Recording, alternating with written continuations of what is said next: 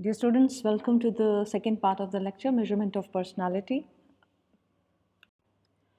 So, overview of the presentation is this. First, we are going to talk about the recap. In the last class, I talked about the measurement of personality, and I also talked about the 5 methods that we use. I only dealt with questionnaire method, wherein yes and no, true or false, true or doubtful, those kind of responses are taken, and the items are around 30 to 50, and then the trait comes out of a person. But then we also have a problem of being true or being honest about these answers. So we have a technique wherein we can delve deep and we can find out the innermost trait of the person by using projective techniques. And the projective techniques, we have 2 methods, Rorschach method and thematic apperception test. So today we are going to talk about these 2 methods in detail.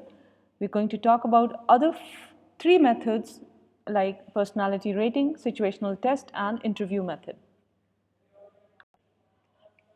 Rorschach test was introduced by Hermann Rorschach, and the test is named after him, and this is used widely in the world, and it was first introduced in 1921. Rorschach test consists of 10 cards, each one having an ink blot on it.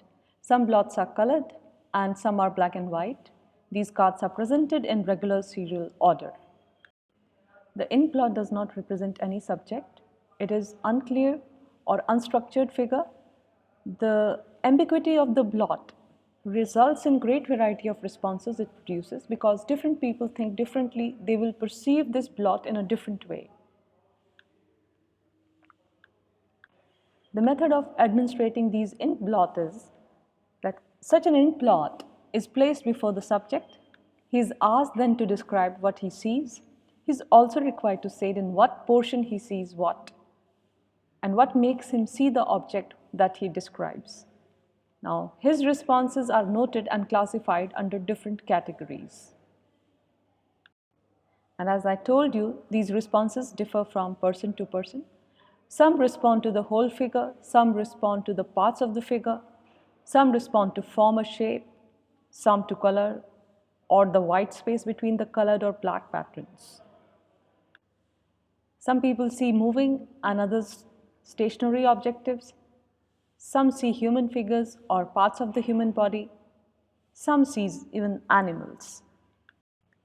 So in conclusion, we can say that Rorschach's test involves classification of the responses made to the cards by a subject, shows that certain types and categories are made consistently. So these responses are interpreted as indicating the personality characteristic of the respondent. The second projective technique is thematic apperception test.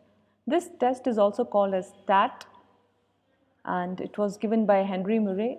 This test consists of 20 pictures, and each picture contains one or more person in a very unclear or ambiguous situation. For example, in one picture, a very old woman is standing behind a young woman looking very serious. Now, the subject is asked to write a story on each picture. The study should have a theme and it should say what is happening and what is going to be the outcome of the result. In writing a story, the subject is expected to identify himself unconsciously with the character in the story. Thus, the story expresses out his own needs and frustrations, feelings and attitudes, areas of self and of others, real or imaginary, and so on things. So one can get clue about the characteristic of the subject from a single story. And when one finds the recurrence of the same or similar characters, expressing similar feelings and attitudes, entertaining similar hopes and fears, etc., one may be led to think that the stories reveal the person's own characteristics. The third method of measuring personality is personality rating. Now, in this method, one person judges or rates the characteristic of another person. The person who judges is the rater, and the person who is judged is the rate. Here, the basis of the rating is the rater's general impression drawn from his observation of the behavior of the rates in a variety of related situations. For example, a class teacher may be asked to judge such personality characteristics of his pupils as orderliness, punctuality, industriousness, cooperativeness, etc. So, here is the example of the rating scale. In the trait of punctuality, a teacher has given the rating from 1 to 5. 1 means unpunctual and 5 means punctual.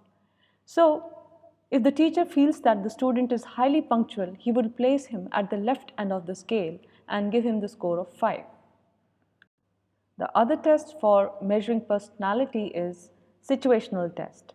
In the situational test, a person is required to act in a situation which is specially arranged for the purpose of testing. Now, the tester observes the behavior of the testee while he is acting in the situation. Generally, the testing is done in a group. For example, a party of 10 students is taken out and camps at the foot of hill. The students are given some cash. They are asked to plan and arrange for preparing their lunch. In this, they will discuss and plan to report lunch.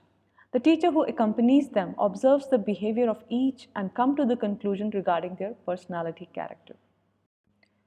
So the last method of measuring personality is interview. And interview is a face-to-face situation consisting of interviewee makes free and frank responses. The interviewer should win the complete confidence of the interviewee. Why? Because